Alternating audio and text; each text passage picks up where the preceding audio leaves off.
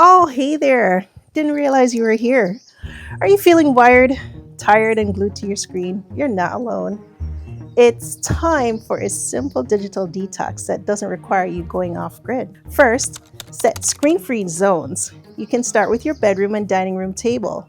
These small boundaries help your brain reconnect with real rest and real people. Next, you can try a tech curfew.